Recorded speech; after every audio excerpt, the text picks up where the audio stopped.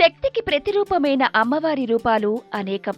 ఆదిశక్తిగా, పరాశక్తిగా, జగన్మాతగా, లోకేశ్వరిగా విభిన్న రూపాల్లో పూజలందుకునే ఆ తల్లి మహాశక్తి స్వరూపిణి. శక్తికి రూపమైన ఆ తల్లి కొలువైన పరమ పవిత్ర దివ్యధామాలు అష్టాదశ శక్తిపీఠాలు. మహిమాన్వితమైన ఆ శక్తిపీఠాల్లో ఒకటి మహబూబ్ నగర్ జిల్లాలోని ఆలంపూర్. జోగులాంబగా ఇక్కడ కొలువైన అమ్మవారు భక్తులకు దర్శనమిస్తుంటారు. రాయలసీమ ముఖద్వారం కర్నూలుకు సమీపంలో మహబూబ్ నగర్ జిల్లా శివారులో నెలవయుంది ఆలంపూర్ పట్టణం. ఆలయాల నగరంగా ప్రఖ్యాతిగాంచిన ఆలంపూర్ పట్టణసిగలో మణిముకుటమై వెలిసింది ఇక్కడి జోగులాంబ ఆలయం. పరమ పవిత్ర అష్టాదశ శక్తిపీఠాల్లో ఒకటిగా పావన తుంగభద్రా నదీ తీరాన ఇక్కడ అమ్మవారు జోగులాంబగా వెలిసి భక్తులపై తన కరుణా కటాక్షాలను చూపుతున్నారు. అష్టాదశ శక్తిపీఠాల ఆవిర్భావం వెనుక పరమశివునితో కూడాను పురాణగాథ ప్రాచుర్యంలో ఉంది. శివుని భార్య సతీదేవి తండ్రి దక్షుడు చేపట్టిన యజ్ఞానికి వెళ్లి అవమానాల పాలై అక్కడే ప్రాణత్యాగం చేస్తుంది. భార్య మీద ప్రేమతో ఆమె మృతదేహాన్ని భుజాన ధరించి లోక సంచారం చేస్తూ ఉంటాడు. అదే సమయంలో శివవర ప్రసాదంతో మృత్యువుని జయించానన్న అహంకారంతో తారకాసురుడు అనే రాక్షసుడు ముల్లోకాలను పట్టి పీడిస్తుంటాడు. శివవీర్య సముద్భావంతో జన్మించి కన్యకల పాలచేత పెంచబడ్డ వాడి వల్ల తప్ప మరెవరి చేతిలోనూ మరణం సంభవించదన్న వరం తారకాసురుడిది. ఇటు చూస్తే సతీవియోగంతో శివుడు అనంత బాధలో ఉంటాడు. పార్వతీదేవిని శివుడు పెళ్లాడితే వారికి పుట్టబోయే కుమారస్వామి వల్లే తారకాసురుడు చనిపోతాడని దేవతలకు తెలియడంతో వారు శివుడిని అందుకు ఒప్పిస్తారు.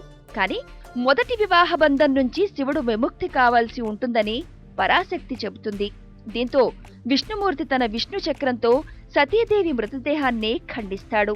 మొత్తం 18 భాగాల్లో ఊర్ధ్వదంతం పడిన చోటు ఆలంపూర్.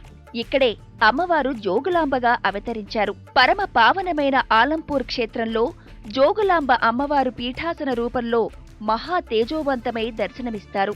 కేశాలు గాలిలో తేలుతున్నట్లు ఉండి వాటిలో బల్లి, తేలు, గబ్బిలం, కపాలం వంటివి కనిపిస్తాయి.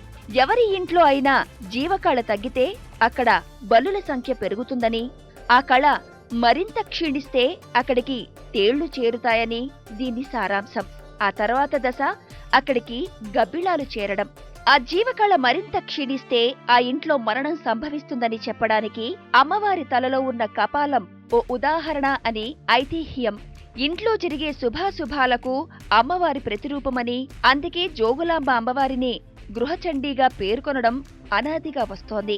వాస్తుదోష నివారణలకు కూడా అమ్మవారిని మొక్కితే త్వరితగతిన ఫలితం లభిస్తుందని భక్తుల నమ్మకం.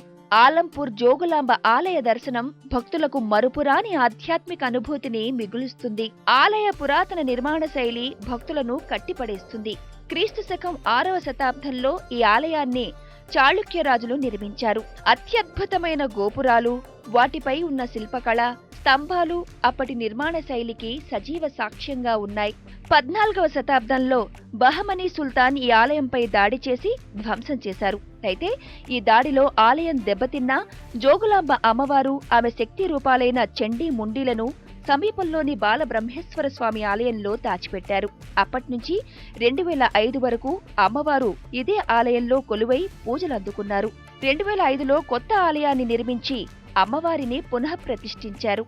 శక్తి రూపమైన అమ్మవారు కొలువైన ఈ క్షేత్రంలో పూజలు, అభిషేకాలతో నిత్యం ఆధ్యాత్మిక సమరంభం కనిపిస్తుంది. రోజువారీ పూజలతో పాటు ఆ తల్లికి ప్రీతికరమైన మంగళ శుక్రవారాల్లో ప్రత్యేక అభిషేకాలు జరుగుతాయి. కోరిన కోరికలు తీర్చే తల్లిగా ప్రసిద్ధమైన ఇక్కడి అమ్మవారిని దర్శించుకునేందుకు నిత్యం వందల సంఖ్యలో భక్తులు వస్తుంటారు.